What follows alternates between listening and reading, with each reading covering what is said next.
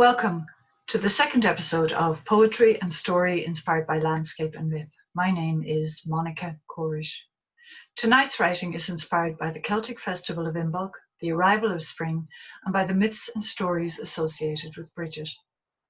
It became clear during the workshop that Bridget is alive and well in Ireland, and that the stories linked with her as pre-Christian goddess and as Christian saint overlap to such an extent that it is often impossible to tell them apart.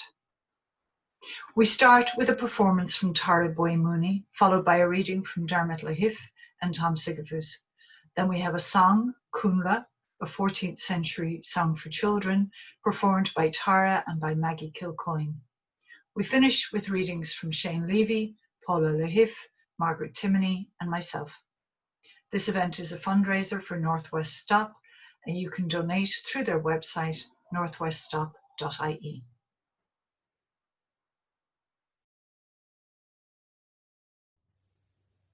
Hello, I'm Tara Boy Mooney, and this piece is about the body as a map and how different kind of life experiences can wear that map out. It's called The Land Map of Me.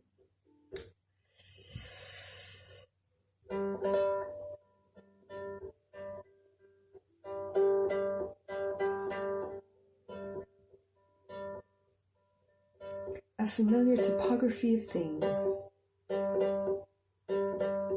This map folded along lines of habit, refolded so often the paper thins at the seams. Habit wearing transparency, torn, ribboned, remnant. A familiar topography of things, open, extensive, and anonymous. Land with invitations to transform. Land with land, stamped hard, with drumlins, ditches, rivers and lakes, impressions with invitations, embossed here, lines, circles, delineations of height, printed protuberance and hidden happenings, intrusion, memories of habit fade with incursion, an invasive species. A beast has breached a violation. Interrupted.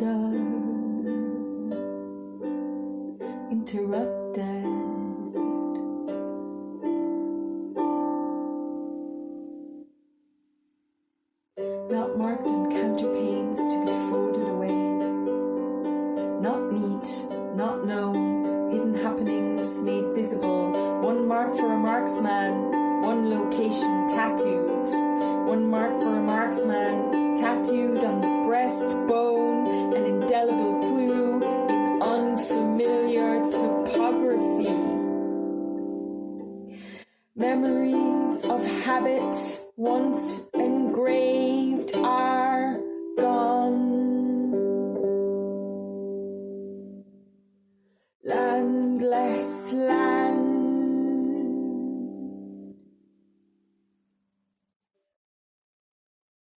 A beast has breached a violation. A beast has breached a violation. Found, evicted, sliced, branded and burned. Found, evicted, sliced, branded and burned. Interrupter. Interrupted. Interrupter. Interrupted.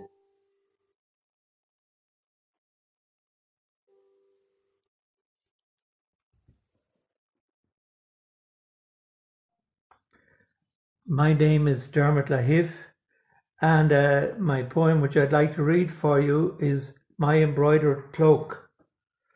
The cloak I carried wherever I have travelled from my native land, and the fields I played in as a child, I carried with me throughout my life and travels. My embroidered cloak. I carry my embroidered cloak, woven threads of native landscape, a patchwork of hedgerows and stones, lacy walls surrounding deep green meadows, Farmore, Glan, Farnan, Capard, a shroud without burden, giving warmth in harsh seasons, protection in times of threat, sanctuary in times of need, constantly about me, consistently with me, embracing me, my native fields.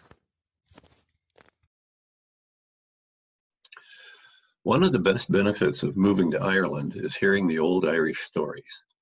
My name's Tom Sigafoos, and I really like the story about St. Bridget and the King of Leinster. It seems the king was out hunting one day when St. Bridget approached him and asked him for some land to build a convent.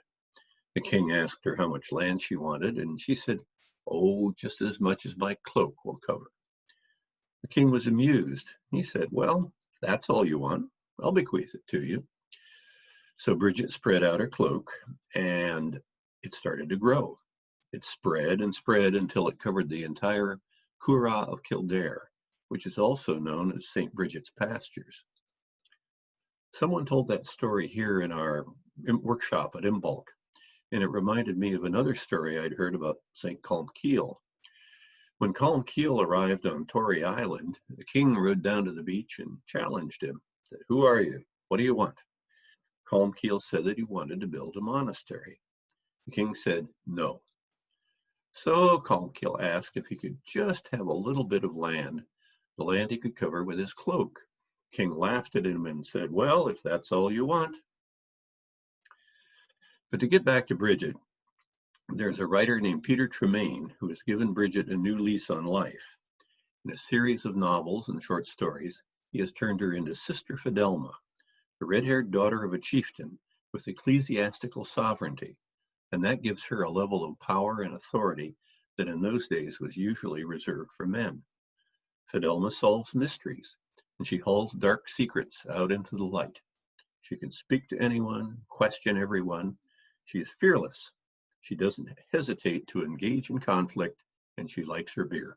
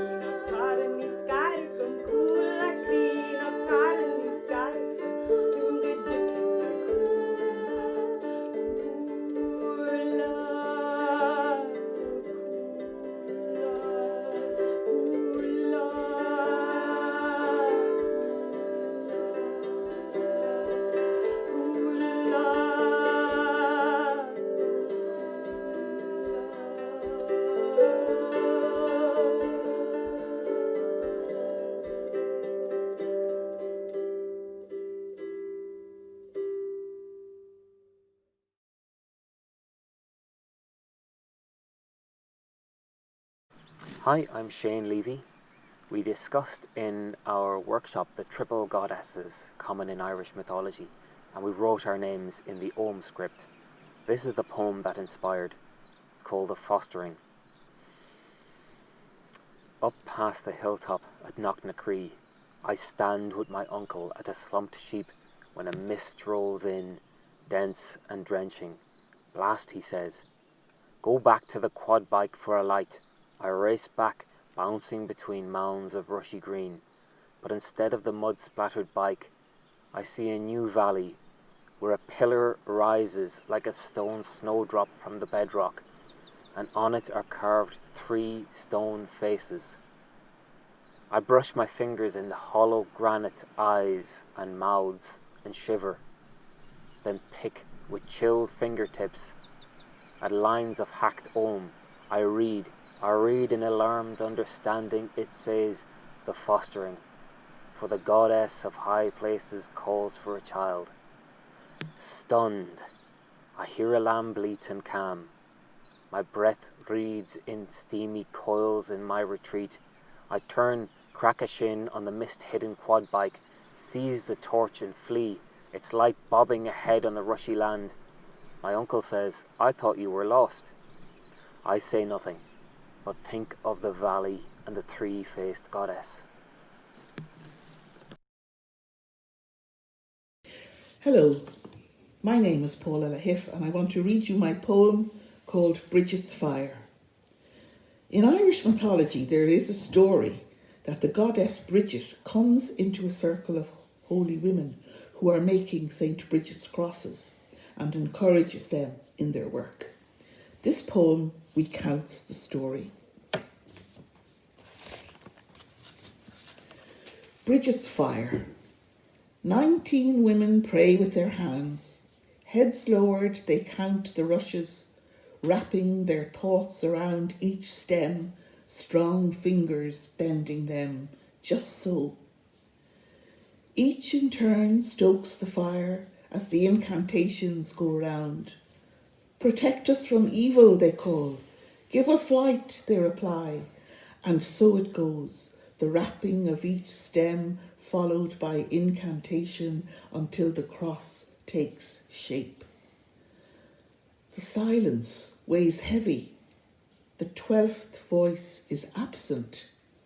Then Bridget, goddess and saint, comes among them. They feel her presence in the flicker and glow of the fire. Spring has come, my sisters. Fertility abounds, my sisters. Keep the fire lit, my sisters. They answer in unison, forever. Good Joe.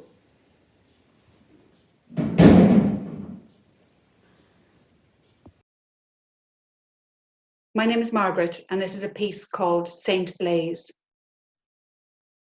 St. Bridget's Chapel, Ballantrae, Sunday, February the 2nd, the Feast of St. Blaise. The chapel is packed. Children wait impatiently, squashed in pews with their families. Steam rises from prickly wool coats. Scowling faces glare at toddlers squirming. Long lines shuffle slowly to the altar. Gloomy light through stained glass.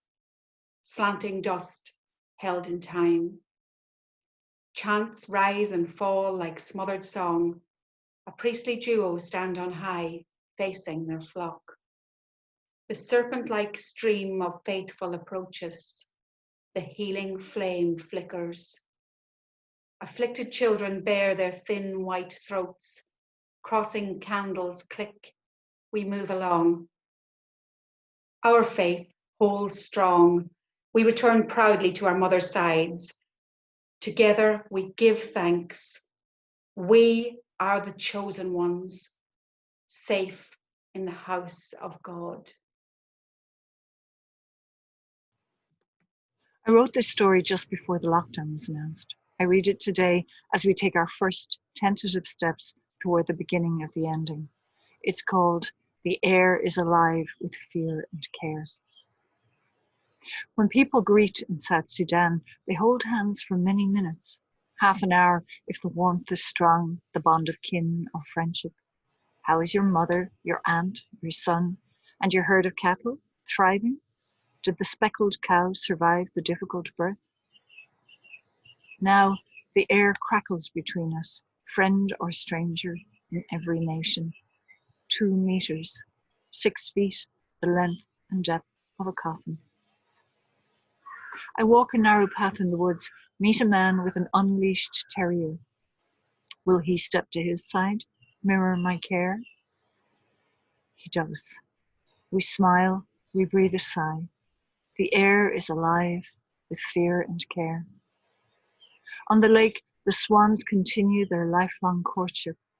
I am learning the songs of the residents, blackbird, robin, songthrush, wren, while they still have the forest to themselves.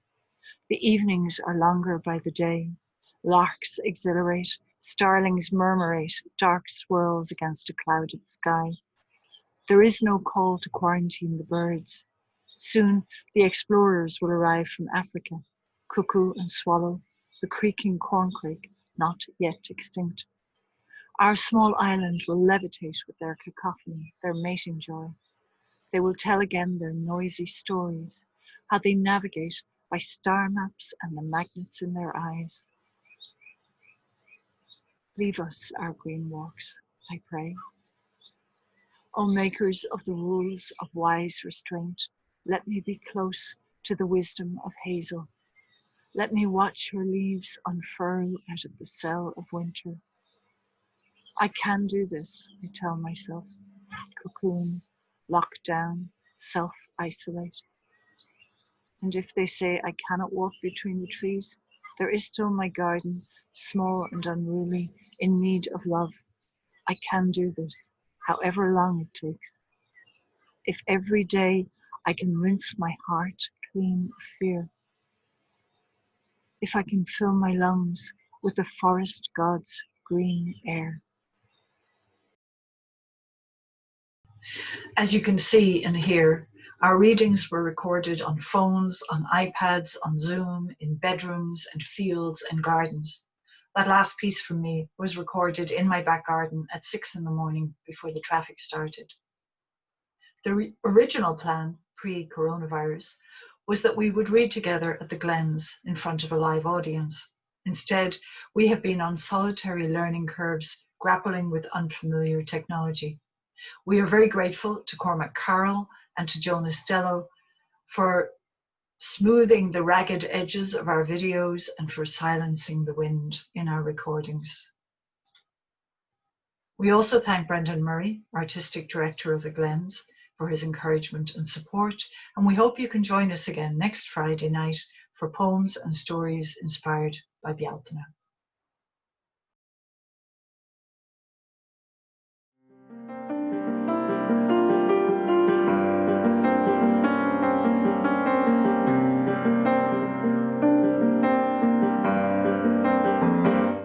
Welcome to Cruinniú na Nóg 2020, coming from the Glen Centre in Manorhamilton. Maybe you could beat the Savior, but God leaves me with one favor. Here's to all the times we've had. I really hate to see you sad. I put myself in the mindset of a trapped person, probably in one of the more rural countries in the world with war and there's no peace going on and they're kind of trapped in a state of mind and can't really get out of it, but they have to try and live with it.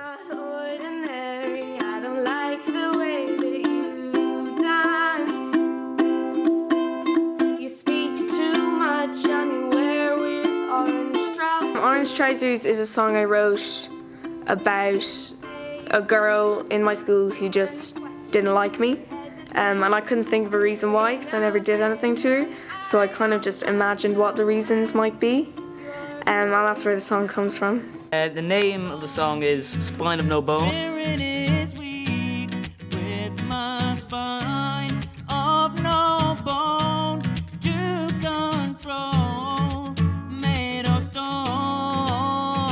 I kind of went into the mind of someone maybe who is having a rough time in their life, and I kind of just wrote from their perspective.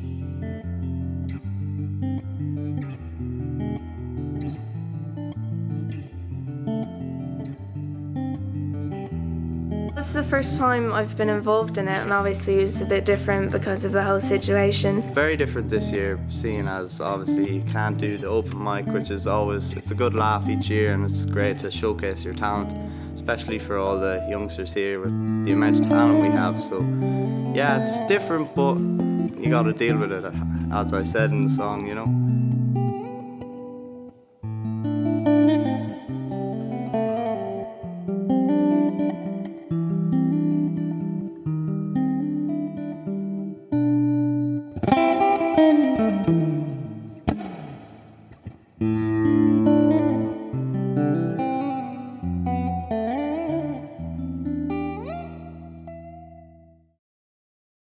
Ocean FM. Hey, arsehole. Past midnight.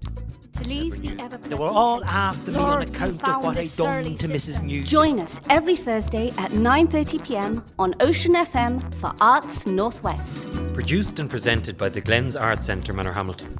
Repeats on Sundays 8pm and podcast on all platforms. Supported by Pobble, the Arts Council and Leitrim County Council. The arts, me, yeah.